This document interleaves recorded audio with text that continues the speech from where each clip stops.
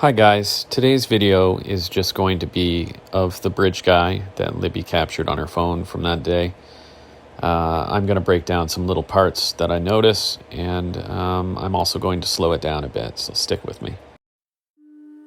So this is the video that Libby captured on her phone, and this is it at regular speed.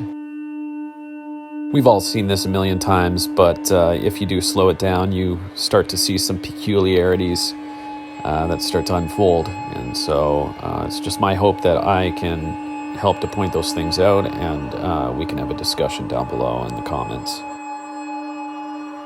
This is it at half speed. Take notice of the lump in his jacket, as well as what appears to be some kind of a brown item hanging below his jacket as well, over his pants. Both of his hands appear to be in the pockets of his jeans. Notice a slight difference in hand positions between his right and his left. Notice also the white object that's below his chin there, and what appears to be a shiny object on his right side where his hand is. Turning the image like this slightly makes the hand locations a little more apparent, in my opinion.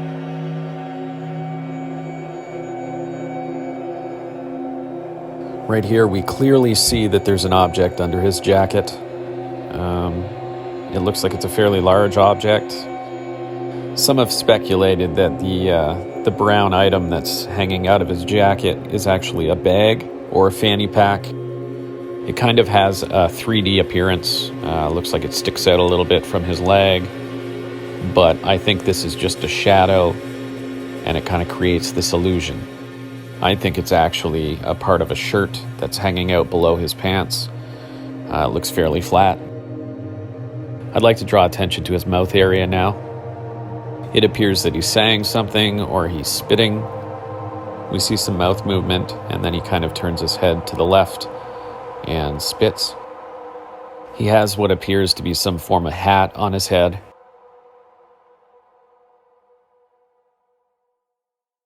I've paused this so that we can see the brown item on his head and the difference between that brown and the brown that's down below what appears to be his ear.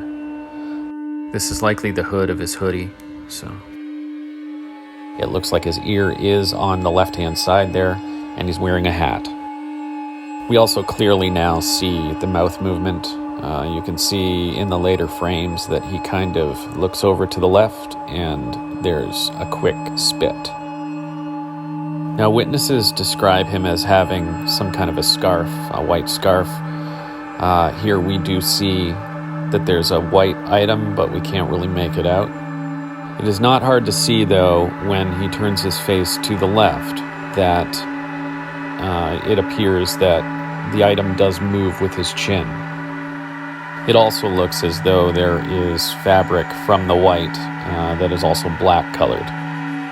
I feel we're looking at a gator that potentially has a white design on it. It's black. Some of the shadows and stuff make it a little difficult to see. But there is something there, and it likely has to do with the scarf, as witnesses described. Now let's focus on the shiny area on his right side, where his right wrist is. If we look frame by frame, I can see why people would think that this is a watch face, but I don't believe that that's what we're looking at. I think that the suspect is concealing his weapon behind whatever's hanging below his jacket. He appears to be miming that his hand is in his pocket, but I think we are seeing the butt of a gun or maybe a shiny area on a knife or blade. But he's likely holding that in his right hand.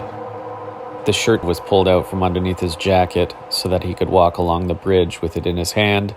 It would be concealed from the girls.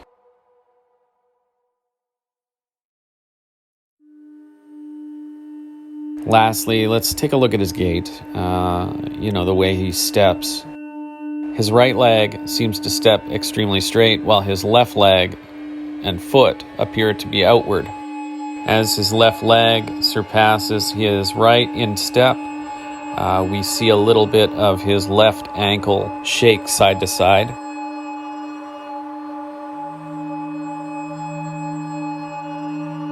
Hopefully that helps to kind of show you guys exactly what I'm seeing.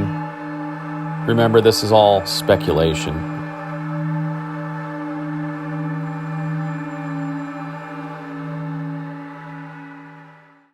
Look, I realize that the logistics of this investigation are frustrating to say the least, and that this case is frustrating in itself. But the families of the victims have suffered now for more than 4 years. So when I see people bashing the Patties, or Anna, or Kelsey, or Derek German for not publicly being vocal, it's very upsetting. Lift them up in prayer, people, and give them love by sharing their events and their charities. They didn't choose the pseudo-celebrity that they were given, nor do any of them owe us the time or effort to give answers. Yet many of them have given us the courtesy of information and updates. And also, quit with the infighting and attacks on content creators. This is stressful to make videos for you. It takes hundreds and hundreds of hours yearly to do these channels. If you don't like what we think individually, then don't visit our channels. It's that simple. As for the gatekeeping and hate between creators, I think we work much better united together than not, no matter our differing opinions.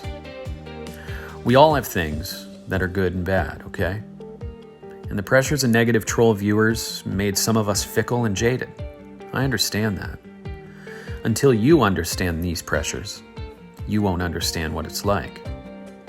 Please, I'm asking all of you, leave Greeno alone. Quit trashing Harvey Carroll and Gray Hughes. We all have our place in this. We do this for you.